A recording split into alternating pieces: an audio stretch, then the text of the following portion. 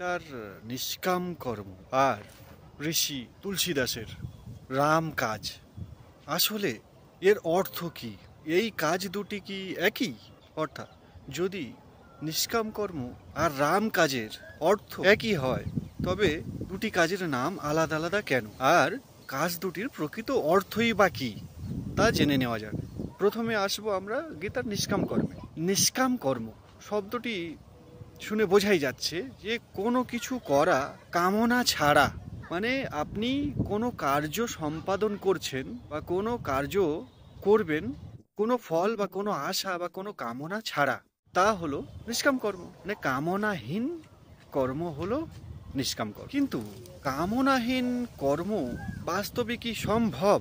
আপনি একবার বিচার করে দেখবেন, আপনি আপনার জীবনে যে যে কর্ম সম্পন্ন করেছেন, যে যে কার্য করেছেন, তার পেছনে কোনো না কোনো কামনা বা আশা নিহিত রয়েছে।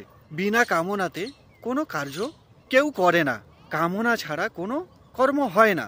কারণ কোনো কর্ম করতে হলে তার জন্য আগে থেকে আপনার ইচ্ছার প্রয়োজন, আশার প্রয়োজন, আপনার স্ব ইচ্ছার দরকার। তবে আপনি কোনো কার্য করবেন না। যদি কোনো কার্যতে আপনার অনিচ্ছা বা ইচ্ছা নেই, আশা নেই, প্রয়োজন নেই, গুরুত্ব নেই, তবে আপনি তেমন কর্ম কেন করবেন? বা সেই কর্ম করার প্রেরণা কোথা থেকে আসবে?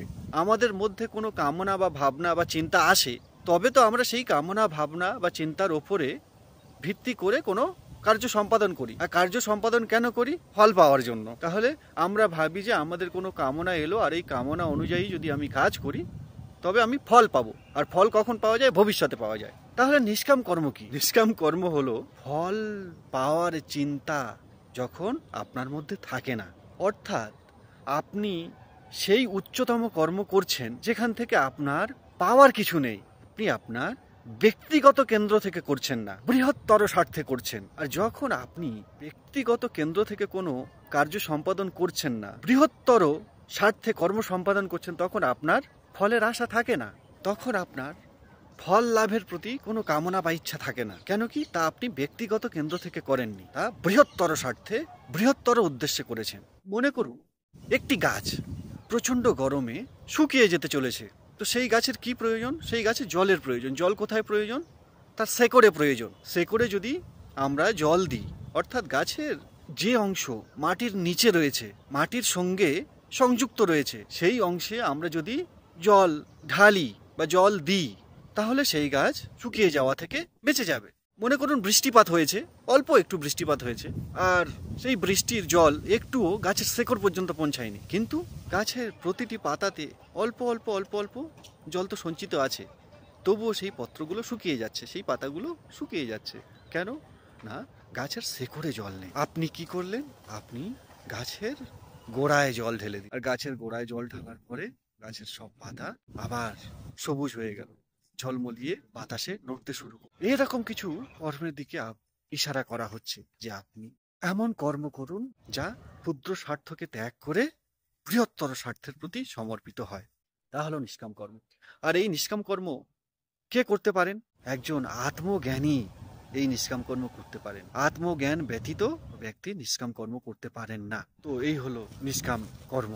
ঠিক বর্তমানে যা শ্রেষ্ঠতম, যা উচ্চতম কর্ম আপনার করা উচিত, তা ব্যক্তিগত কেন্দ্র ছাড়া, ফলের চিন্তা ছাড়া সম্পাদন করাকেই নিষ্কাম কর্ম বলা হয়। আর তুলসী দাসের রাম কার্য কি? তুলসী দাস বলেন, বিদ্যাবান জ্ঞানী অতি চতুর, রাম কাজ করিবে কো আতুর। কার উদ্দেশ্যে বলা হচ্ছে? হনুমানের উদ্দেশ্যে বলা হচ্ছে।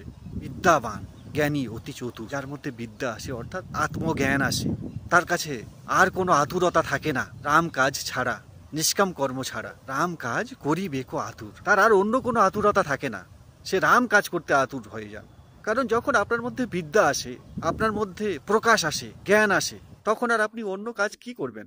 সকাম কর্ম, অকর্ম, বিকর্ম এসব করার প্রতি আপনার কোনো ইচ্ছাই থাকবে না, কোনো কামনা থাকবে না। আপনি তখন রাম কাজ করার জন্য আতুর হয়ে উঠবেন। তো গীতার নিষ্কাম কর্ম আর তুলসী দাসের রাম কাজ, দুটি শব্দ শুনতে আলাদা, কিন্তু মার্মিক দিক থেকে সমানার্থী। তো শরীরের দিক থেকে তো আমরা সবাই হনুমান। শরীরে শরীরে কি ভেদ আছে? হনুমানের যেমন শরীর, আমাদেরও তেমন শরীর। তো চেতনাতে হনুমান একজন উচ্চ চেতনা ছিলেন, তো তার চেতনা ছিল উচ্চতম চেতনা, রামমুখী চেতনা, সত্যমুখী চেতনা। তো আমরা সবাই হনুমান, কিন্তু চেতনাতে আমরা একটা পশুর সম, চেতনার একদম নিচের তলে রয়েছি। তাহলে হনুমান কে হলো? হনুমান হলো সত্যমুখী চেতনা, রামমুখী চেতনা, তাকে হনুমান বলা হয়। হনুমান মানে শরীরে হনুমান, হনুমানের মতো দেখতে হনুমান, তা নয়। আর যখন আপনার চেতনা একটা উচ্চতম চেতনা হয়ে যায়, রামমুখী চেতনা হয়ে যায়, তখন আপনি নিষ্কাম কর্ম বা রাম কাজ করতে আতুর হয়ে। এই হলো নিষ্কাম কর্ম আর রাম কাজ।